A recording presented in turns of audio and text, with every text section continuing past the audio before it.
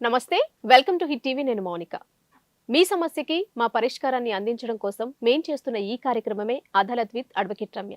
ఈరోజు ప్రముఖ high court advocate ఆకుల రమ్య గారు మనతో ఉన్నారు. వారితో మాట్లాడదాం.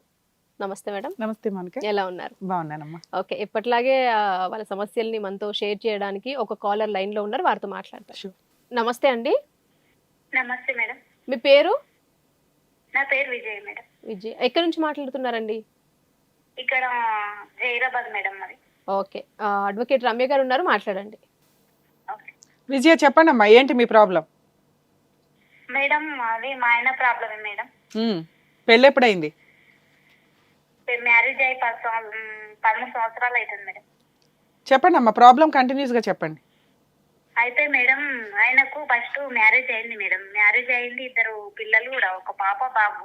ఆ, అయిన తర్వాత ఏదో గొడవలు అయ్యి ఆమె వెళ్ళిపోయిందంట వాళ్ళ అమ్మ వాళ్ళ ఇంటికి. వాళ్ళ అమ్మ వాళ్ళ ఇంటికి వెళ్ళిపోయిన తర్వాత ఈయన 2 నెలలకే ఆ భార్య చనిపోయిందని సొంత ఊరు అక్కడ కరీంనగర్ మేడం, అత్తగారిది. ఆ, అమ్మవారిది ఇక్కడ హైదరాబాద్ దగ్గర జైరాబాద్. ఉమ్, అయితే ఇక్కడ మా అమ్మ వాళ్ళు చాలా పేదోళ్ళు మేడం. పేదోళ్ళు అయితే భార్య చనిపోయిందని వచ్చింది మేడం. ఆయన భార్య చనిపోయిందని వచ్చి నాకు చేసుకున్న తర్వాత కాదమ్మా, మీరేమి ఎంక్వైరీ చేసుకోలేదా? మీ ఎంత పేదోళ్ళన్నా వచ్చిన సంబంధం ఏంటి, కరెక్టా కాదా, ఆయన ఏం చేస్తాడు, వెనకాల బ్యాక్గ్రౌండ్ ఏంటి, వాళ్ళ ఇంటికి వెళ్ళి వాళ్ళ ఆస్తుపాస్తులు ఏంటి, ఇల్లు ఏమన్నా ఉన్నాయా అని అని చూసుకున్నప్పుడు పక్కింటి వాళ్ళన్నా చెప్తారు కదమ్మా. ఈయనకి ఆల్రెడీ మ్యారేజ్ అయింది, 2 పిల్లలు ఉన్నారని. ఎంక్వైరీ చేయలేదు మేడం. మరి మీ మిస్టేక్ అది, ఎంక్వైరీ చేయకపోవడం. వాడు మోసం చేయడానికి రెడీగానే ఉన్నాడు, ఎంక్వైరీ చేసుకోవడం మీ బాధ్యత కదా. సరే, ఓకే, తర్వాత నెక్స్ట్ ఏమైందమ్మా? పెద్ద మనుషుల వల్ల ఇక అప్పుడు చూడలేరు మేడం, దూరం ఉందని చూడలేరు. సరే అని చేసిండ్రు. చేసిన తర్వాత ఒక 1 నెల రోజుల తర్వాత ఆమె 8 సంవత్సరాల తర్వాత వచ్చింది మేడం. ఆ, 8 సంవత్సరాల తర్వాత వచ్చింది. బాబు ఈయనే ఉండే, బాబు మా దగ్గరనే ఉంటే, నేను తల్లి లేదు, బాబుని చూసుకోవాలి, మళ్ళీ పుట్టినోళ్ళు కూడా చిరసగం ఆస్తి హక్కు అని చెప్పిండు మేడం. ఉమ్, చెప్పిన తర్వాత ఆమె వచ్చిన తర్వాత బాగా టార్చర్ పెట్టి కొట్టి చేతిర కొట్టి ఎన్నకెల కొట్టి మేడం, వాళ్ళందరూ ఒకటై. ఇప్పుడు నేను ఇక్కడ అమ్మ వాళ్ళ దగ్గరకు వచ్చి 5 సంవత్సరాలు అవుతుంది మేడం. 5 సంవత్సరాల నుండి అక్కడ పోతే ఉండనిస్తలేడు, అక్కడ పోతే ఉండనిస్తలేడు. ఇక్కడికి వస్తే మళ్ళీ ఇది తోలుకుంటలేడు మేడం. బాబుకు నాకేమన్నా న్యాయం చేయమని అంటే ఏం కూడా పట్టించుకుంటలేదు మేడం. ఫస్ట్ వైఫ్ తో పెళ్ళి ఎంతకాలం అయిందమ్మా ఆయనకి? 2 పిల్లలంటే? 2 పిల్లలు అంటే ఒక బాబు నేను పోయినప్పటికీ 7 సంవత్సరాల్లో బాబు ఉన్నాడు మేడం. సో అతనికి కనీసం అంతకు ముందు పెళ్ళై ఒక 7-8 సంవత్సరాలు అయ్యి ఉంటది. ఆ, నీకు పెళ్ళై ఒక 10 ఏళ్ళు అయింది, ఇందులో విడిపోయి 5 ఏళ్ళు అవుతుందా మీరిద్దరు? అవును మేడం. 5 ఏళ్ళు కలిసి ఉన్నావా నువ్వు అతనితో? 7 సంవత్సరాలు ఆయన దగ్గరనే ఉన్నా మేడం. 7 సంవత్సరాలు ఉన్నావు. అతను ఏం చేస్తాడు పని? వ్యవసాయం చేస్తారు మేడం. ఏమున్నాయి, పొలాలు ఏమున్నాయి, ఎన్ని ఎకరాలు ఉన్నాయి? 12 ఎకరాలు ఉంది పొలం మేడం. ఎక్కడి నుంచి వచ్చింది ఆయనకి 12 ఎకరాలు? వాళ్ళ పాతదే మేడం, వాళ్ళ డాడీ వాళ్ళ నాన్న వాళ్ళు సంపాదించింది. సరే, నువ్వు పెళ్లి చేసుకుని వాళ్ళ ఇంటికి వెళ్ళిన తర్వాత మరి ఆ ఫస్ట్ ఆవిడ గానీ ఆ పిల్లలు గానీ ఎప్పుడైనా ఇంటికి వచ్చారా? మా పెళ్ళి అయ్యింది, మాకు ఇంకా డైవర్స్ అవ్వలేదు, 2 months కి నిన్నెట్లా పెళ్లి చేసుకున్నాడని వచ్చి గొడవ చేయాలి కదా, చేశారా చేయలేదా? చేయలేదు మేడం, కేసు పెట్టింది. ఇంటికి రాలేదు కానీ కేసు పెట్టింది. సో ఓకే, కనీసం ఆవిడకి నువ్వు సెకండ్ మ్యారేజ్ చేసుకున్నావని తెలిసింది, అతని మీద కేసు పెట్టిందా? అవును మేడం. ఏమని పెట్టింది? నేను ఉండంగా 2వ పెళ్లి చేసుకున్నాడని కేసు పెట్టింది. నీ మీద కూడా రిజిస్టర్ అయిందా కేసు? అవును మేడం. మరి మీ ఇద్దరు బెయిల్ తెచ్చుకున్నారా? తీసుకొచ్చిండ్రు మేడం. 10 ఏళ్ల నుంచి ఆ కేసు నడుస్తుందా? ఇప్పుడు ఏ స్టేజ్ లో ఉంది ఆ కేసు? అంటే ఇప్పుడు వాళ్ళు కాంప్రమైజ్ అయిపోయినారు మేడం. కాంప్రమైజ్ అయిపోయిన తర్వాతనే టార్చర్ పెట్టి ఆమె వచ్చిన తర్వాత టార్చర్ పెట్టి ఎలా కొట్టిన తర్వాత వాళ్ళిద్దరు కాంప్రమైజ్ అయ్యి ఇప్పుడు మళ్ళీ ఆమెతోటే ఉంటుండు మేడం. ఆహా, ఓకే. కేసు విత్డ్రా చేసుకుందా ఆవిడ? చేసుకుంది మేడం. నీతో 7 ఏళ్ళు ఉన్న మీ ఇద్దరు 7 years ఉన్నారు కదమ్మా. అవును మేడం. ఆ 7 ఏళ్ళలో కేసు నడిచిందా మరి? నడిచింది మేడం. వాళ్ళ అమ్మ వాళ్ళ ఇంటి దగ్గరికి వెళ్ళే నడిచింది. ఓకే అమ్మా, ఓకే. తర్వాత ఈ 7 ఏళ్లలో ఏంటి నీ కష్టం ఏంటి? నువ్వు ఎందుకు బయటకు వచ్చేయాల్సి వచ్చింది? అంటే వాళ్ళ మాటలు విని కొట్టిండ్రు మేడం. కొట్టాలి నాకు తాగొచ్చి ఎటు దొరుకుతా. అంతకు ముందు ఎవరెవరు ఉంటారు ఇంట్లో? అత్త, మామ, 2 పిల్లలు, ఈయన భార్య. 2 పిల్లలు ఎవరు? వాళ్ళ వైఫ్, ఫస్ట్ వైఫ్ కూడా మీతో పాటే ఉంటుందా?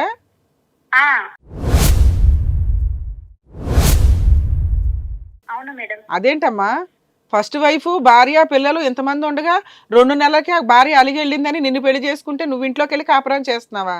అప్పుడు ఆవిడ వెళ్ళి కేసు వేసిందా పోలీస్ స్టేషన్ లో?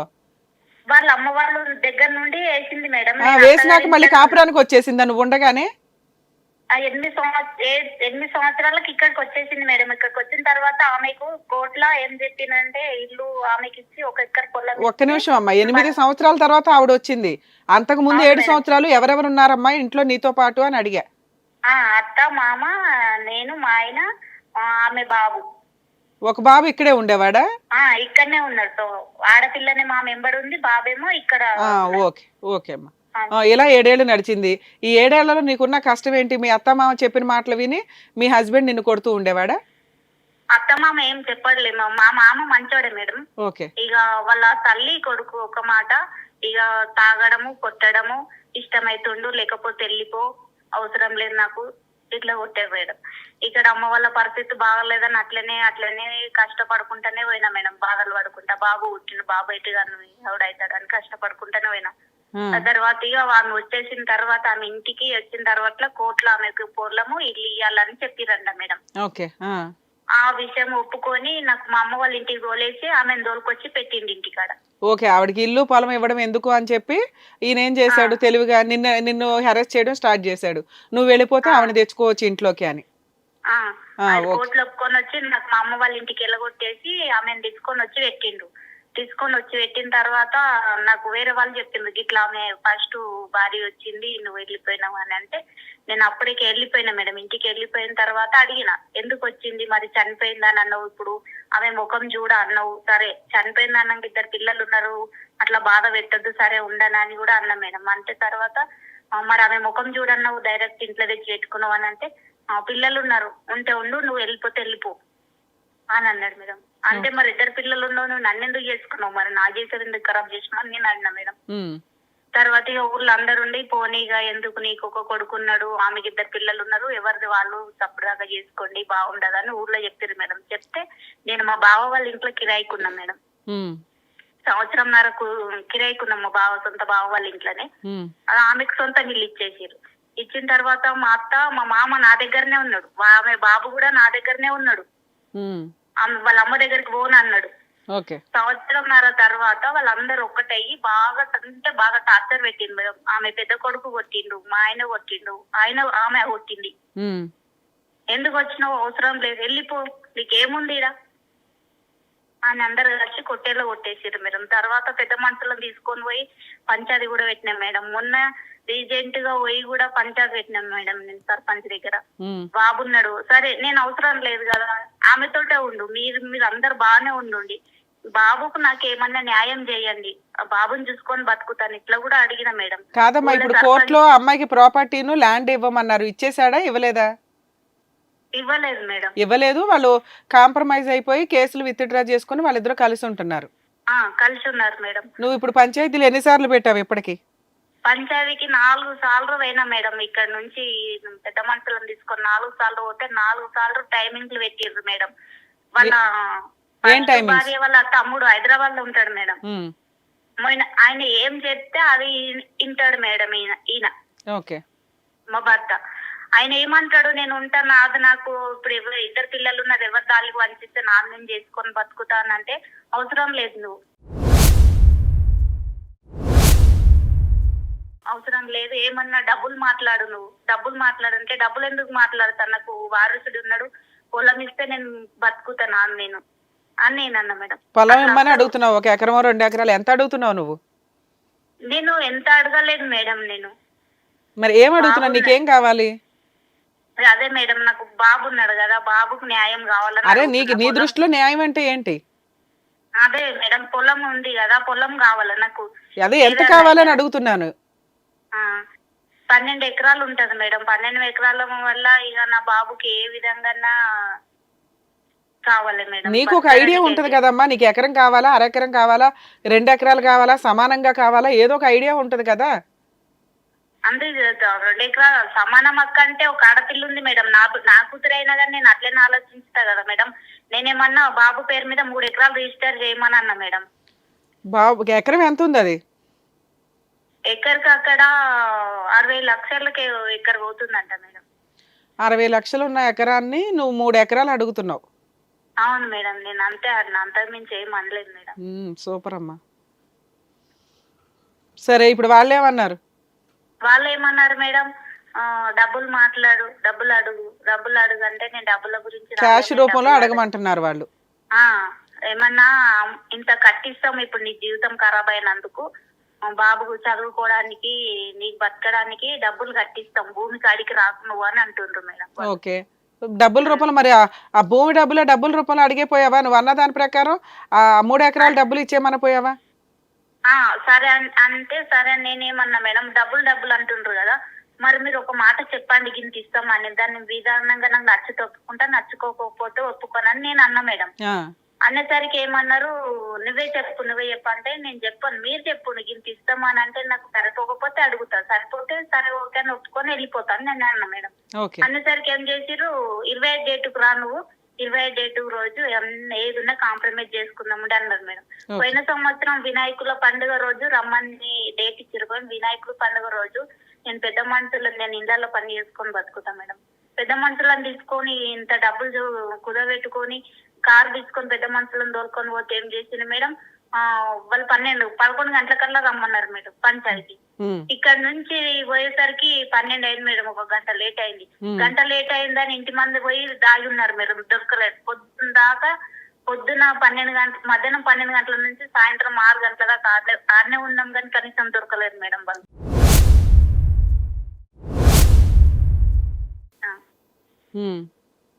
నెక్స్ట్ తర్వాత ఏమైంది? దొరకలా? నువ్వేనా కేసులు ఏమైనా ఫైల్ చేసావా? కేసు ఏం ఫైల్ చేయలేదు మేడం. నేను ఇక్కడ మా ఏరియాలో పోలీస్ స్టేషన్ వెళ్ళినా మేడం.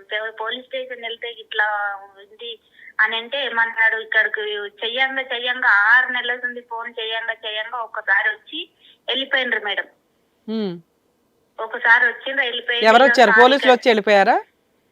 లేదు, మా ఆయన వాళ్ళ బావమరిది వాళ్ళు వచ్చిండ్రు మేడం. ఓకే, వచ్చిండ్రు, మాట్లాడిండ్రు, వెళ్ళిపోయిండ్రు. సార్ ఏమన్నాడు అంటే, ఇక్కడ ఏరియా కాదు కదమ్మా, నువ్వు కేసు చేస్తా అంటే కేసు చెయ్యు అని అంటే, సార్ నా పరిస్థితి బాగాలేదు సార్, నా ఎంబడి తిరగడానికి ఎవరు లేరు, నాకు డాడీ లేడు, మా అమ్మకు అసలు చేత కాదు, అన్నయ్య చనిపోయిండు, ఎవరు లేరు సార్, నాకు కేసు తిరగడానికి ఎవరు లేరు, నాకు ఏదన్నా ఒకటి న్యాయం చేయండి సార్ నాకు అని సార్ కూడా కాళ్ళు నొక్కిన సార్ మేడం నేను.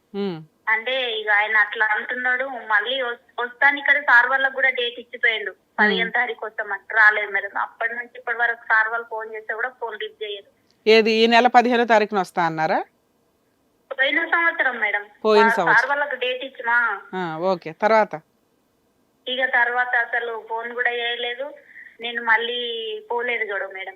ఎందుకని? మరి నువ్వేదో న్యాయం చేయమన్నావు, వాళ్ళు చేయడానికి రెడీ అయ్యారు, నువ్వు పోలీస్ స్టేషన్కి వెళ్ళి ఫాలో అప్ అన్నా చేసుకోవాలి కదా. 1 ఇయర్ నుంచి ఖాళీగా ఎందుకున్నావు? అంటే ఖాళీగా అంటే ఇక వాళ్ళు చెప్పిండ్రు అంతలే ఊరుకున్నారు మేడం. అట్లా వాళ్ళు ఊరుకుంటారమ్మా, వాళ్ళకి డబ్బులు ఇచ్చే ఉద్దేశం లేదు కాబట్టి వాళ్ళు ఊరుకుంటారు. నువ్వు రికవరీ చేసుకోవాలి అనుకున్నప్పుడు నువ్వు ఫాలో అప్ చేసుకోవాలి కదా ఈ ప్రాసెస్ అంతా.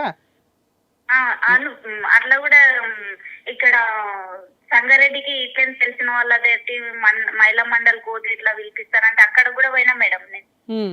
అక్కడ కూడా మేడం సంగారెడ్డి పోయినా మేడం. మేడం వాళ్ళ దగ్గరకు 3 సార్లు తిరిగిన మేడం నేను సంగారెడ్డి 3 సార్లు తిరిగితే ఒకసారి పేపర్ నోటీసు కూడా పంపించారు మేడం. నోటీసు కూడా పంపిస్తే ఏం కూడా వాళ్ళు కాంప్రమైజ్ కాలేరు మేడం. తర్వాత ఫోన్ చేస్తే కూడా ఫోన్లు కూడా తీయలేరు మేడం.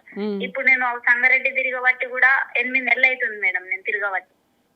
వాళ్ళ చుట్టూ తిరిగిన మేడం. బాబుని తీసుకొని 2 సార్లు పోయినా, నేను ఒకదాన్ని 2 సార్లు పోయినా, తిరిగినే ఉన్నా మేడం. సరే, ఇప్పుడు నీకు ఫైనల్ గా మీ డౌట్స్ ఏంటి, ఏం అడగాలనుకుంటున్నారు?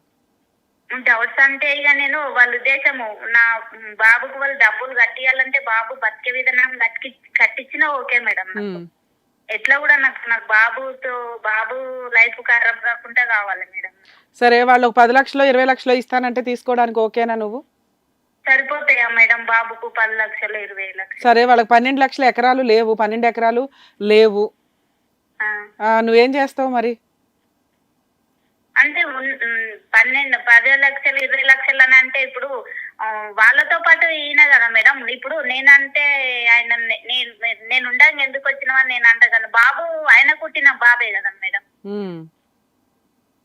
మరి దానికి తగ్గట్టు పార్టీషన్ సూట్ వేసుకుంటావా మరి కోర్టులో? నువ్వు కోర్టుల చుట్టూ వెళ్ళలేవు, పోలీస్ స్టేషన్ చుట్టూ వెళ్ళలేవు, ఫైటింగ్ చేయలేవు, నీకు ప్రాబ్లం అంతా క్లియర్ అయిపోవాలా? అట్లానే కాదు మేడం, మరి నాకు నీకున్న వెనక- ఆప్షన్స్ వెనక ఏంటో. సపోర్ట్ వెనక సపోర్ట్ ఎవరు లేరు మేడం, నాకు అది ప్రాబ్లం. అందుకేనమ్మా సపోర్ట్ లేరు కాబట్టి నువ్వు ఈ పెద్ద మనుషుల పంచాయతీలో, కోర్టులో కేసులో, పోలీస్ స్టేషన్ కంప్లైంట్లో ఇవ్వడం వల్ల వాళ్ళు ఈ మాత్రం ఫిగర్ అన్నా ఇవ్వడానికి రెడీ అవుతారు. నువ్వు ఆ ఫిగర్ తీసుకొని సెటిల్మెంట్ చేసుకోవడానికి రెడీయేనా అని అడుగుతున్నా. సెటిల్మెంట్ అంటే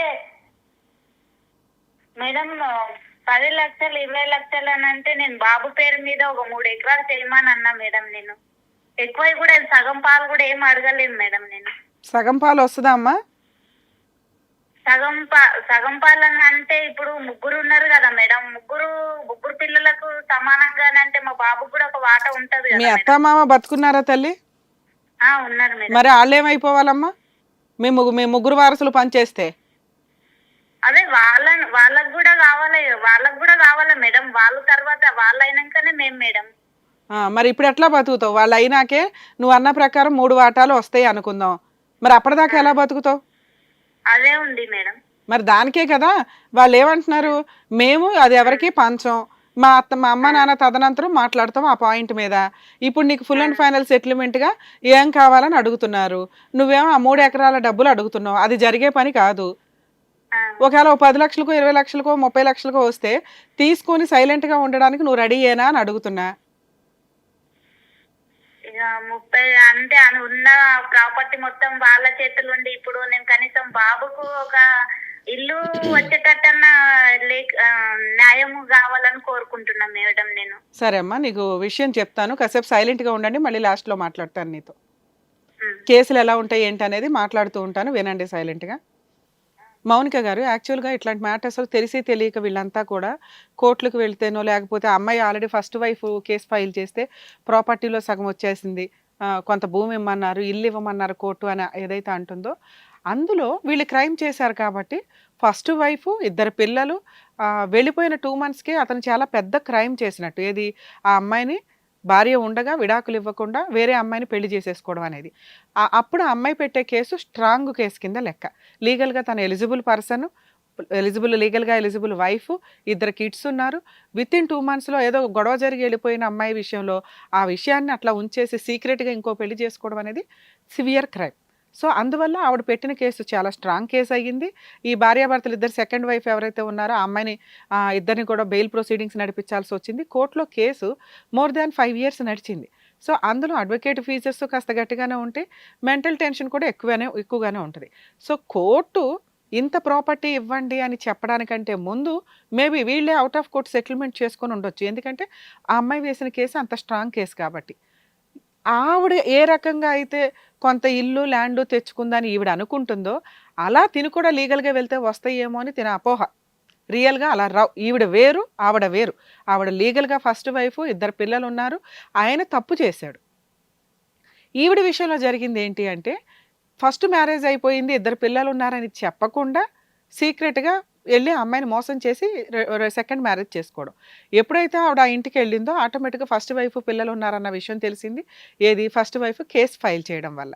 అప్పుడు ఈ అమ్మాయి కేసు ఫైల్ చేసి ఉంటే అదేంటండి ఫస్ట్ వైఫ్ ఉంది, పిల్లలు ఉన్నారు, నన్ను పెళ్లి చేసుకున్నాడు, చీట్ చేశాడు అని పెట్టే కేసు ఫస్ట్ వైఫ్ పెట్టినప్పుడు ఎంత స్ట్రాంగ్గా ఆ కేసు ఉందో ఈవిడ కేసు కూడా అంత స్ట్రాంగ్గాను ఉండేది. ఎందుకంటే తను మోసపోయినట్లు లెక్క. అవతల ఒక వ్యక్తి తన దగ్గరకు వచ్చి చీట్ చేసి పర్టికులర్గా ఆ అమ్మాయిని పెళ్లి చేసుకున్నాడు. సో ఫస్ట్ వైఫ్ పెట్టిన కేసు ఎంతైతే స్ట్రాంగ్గా ఉంటుందో ఈ కేసు కూడా అంతే స్ట్రాంగ్. కానీ ఈవిడ అలా కేసు పెట్టిందా? పెట్టలేదు. అలా పెట్టకుండా తను ఆల్రెడీ మ్యారిటల్ రిలేషన్ కంటిన్యూ చేసింది. 7 years అతనితో కాపురం నడిపించింది.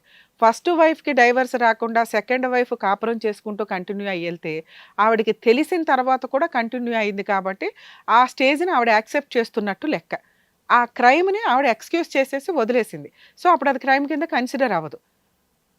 తరువాత అమ్మాయి అక్కడ ఉన్నంత 7 yearsలోనూ ఒక బాబును కూడా కనింది. మ్యారేజ్ ఆల్రెడీ ఫస్ట్ వైఫ్ నుంచి డైవర్స్ రాలేదు కాబట్టి ఈవిడ మ్యారేజ్ లీగల్గా వ్యాలిడ్ కాదు. పుట్టిన పిల్లోడు లీగల్గా వ్యాలిడా, వారసుడా కాదా అంటే వారసుడే.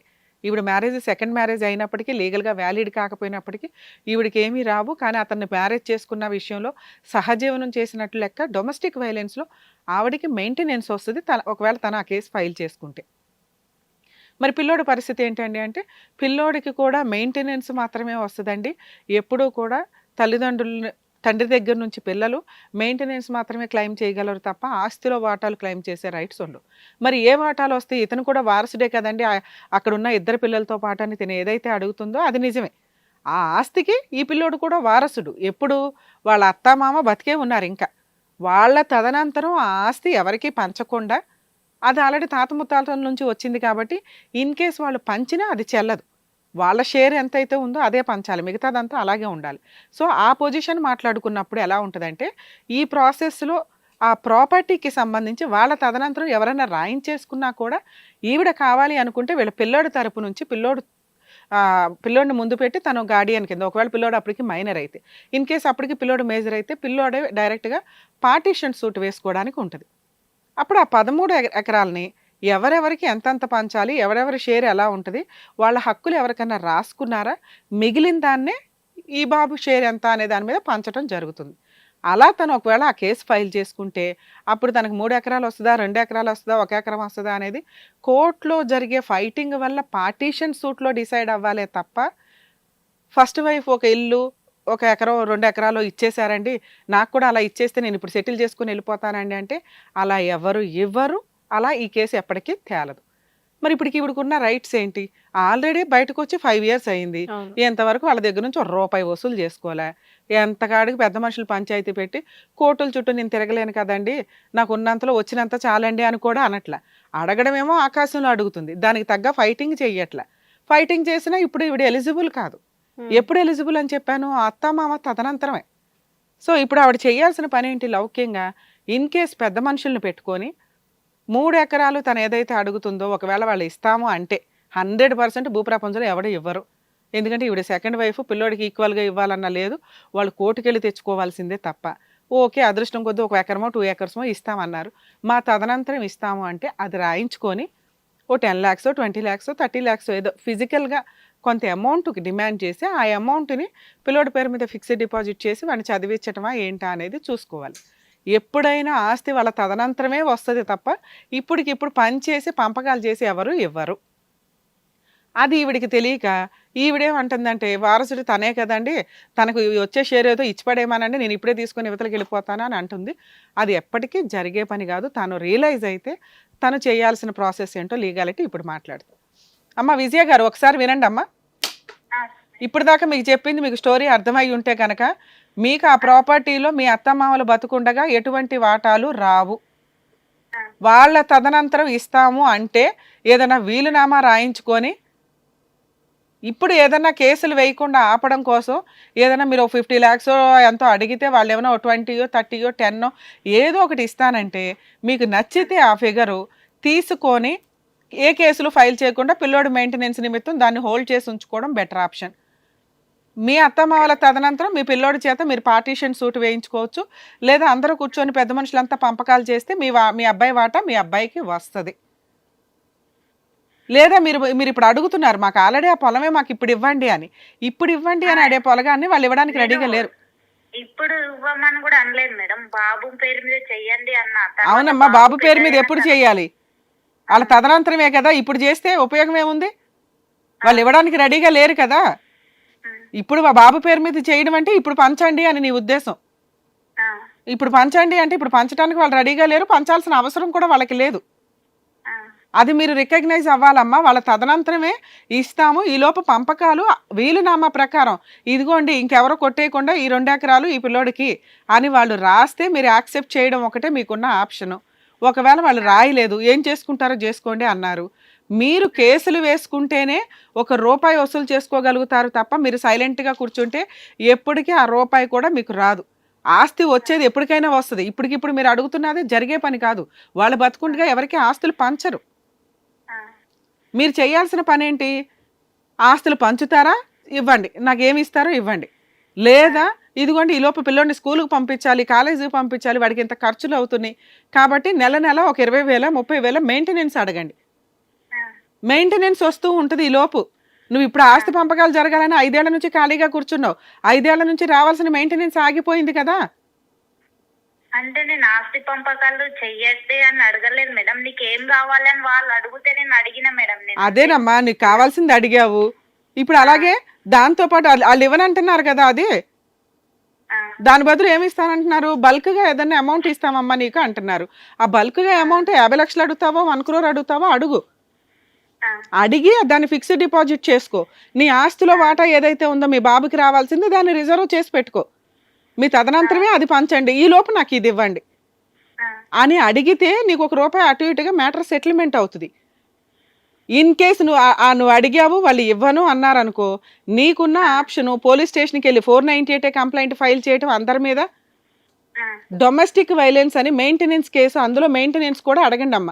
గృహ హింస చట్టం అని, ఆ, అందులో మీరు ఈ ప్రాపర్టీలో మీ అబ్బాయికి రావాల్సిన పార్టీషన్ అడగొచ్చు, ప్రాపర్టీ షేర్. ఉమ్, అలాగే నెల నెల మీ అబ్బాయికి నీకు ఒక 30,000 మెయింటెనెన్స్ ఇమ్మని అడగొచ్చు. అర్థమవుతుందా? ఆ, ఈ 2 కేసులు నువ్వు వేస్తే ఇప్పుడు ఫస్ట్ వైఫ్తో ఏ రకంగా అయితే మీ ఆయన సెటిల్మెంట్ చేసుకొని ఇంత అమౌంట్ ఇస్తాను, ఇంత ప్రాపర్టీ ఇస్తాను నీకు అని ఒప్పుకొని ఇంటికి వచ్చాడో, అలా నీతో ఏదైనా ఒప్పుకొని సెటిల్మెంట్ చేసుకోవడానికి అవకాశం ఉంది. ఆ సెటిల్మెంట్ ఎప్పుడైనా కానీ ఎలా ఉంటుంది అంటే, ఆస్తి ఏదన్నా కానీ పెద్దవాళ్ళ తదనంతరమే పంపకాలు చేయడం, వీళ్ళ షేర్ ఏదైతే ఉండడమో అది ఇవ్వడం జరుగుతుంది. అది ఎంత అని రాయించుకో ఒకటి. బల్క్గా ఏదైనా అమౌంట్ తీసుకొని ఫుల్ అండ్ ఫైనల్ సెటిల్మెంట్ చేసుకోండి. విడాకులు ఇవ్వాల్సిన అవసరము లేదు ఈ కేసులో, మీకు అంత నెసెసిటీ కూడా లేదు కాబట్టి. వచ్చిన అమౌంట్ ఏదన్నా బల్క్గా తీసుకొని ఫిక్స్డ్ డిపాజిట్ చేసుకో అమ్మా అని నా సజెషన్. ఎందుకంటే తెలిసి తెలియక మీరు వాళ్ళ దగ్గరికి వీళ్ళ దగ్గరికి ఎన్ని సంవత్సరాలు వెళ్ళినా ఇదే ప్రాసెస్.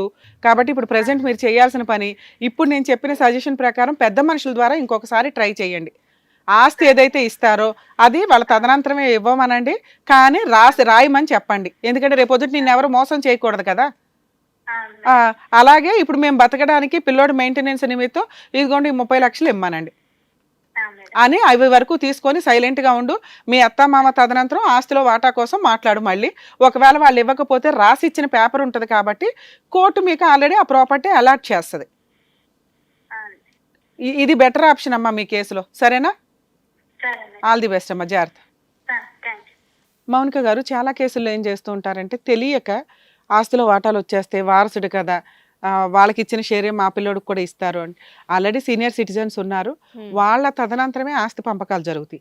మేబీ వాళ్ళకి ఇష్టం ఉండి పంచితే అది ఓకే, కానీ ఇప్పుడు వాళ్ళు ఇష్టపడట్లా. ఆల్రెడీ అక్కడ ఇద్దరు, ఆల్రెడీ ఫస్ట్ వైఫ్ అక్కడే ఇంట్లోనే ఉంది, ఫస్ట్ కోడలు, మనవాళ్ళు మనవరాలు అక్కడే ఉంది. ఈవిడ అనే పాత్రని ఆల్రెడీ వాళ్ళంతా గొడవపడి ఇంట్లో నుంచి బయటికి తరిమేసినట్టు. సో ఈ పిల్లోడికి కూడా షేర్ వస్తుంది, వాళ్ళు ఇచ్చినా ఇవ్వకపోయినా. ఆవిడకి ఇది తెలియక ఇప్పుడే కావాలి. ఎలా బతకాలండి పిల్లోడు? ఆస్తి పంపకాలు అనేవి ఇప్పుడు జరగవు. ఫైనల్గా తను లీగల్గా కనీసం ఇప్పుడు నేను చెప్పినట్లుగా 498 కేసు, డొమెస్టిక్ వైలెన్స్ కేసులో ప్రాపర్టీ కోసమును మెయింటెనెన్స్ కోసం వేస్తే మేబీ మనం అనుకున్నట్టుగా సెటిల్మెంట్ జరగడానికి అవకాశం ఉంది. ఓకే రమ్య గారు, బాగా చెప్పారు. Thank you. Thank you.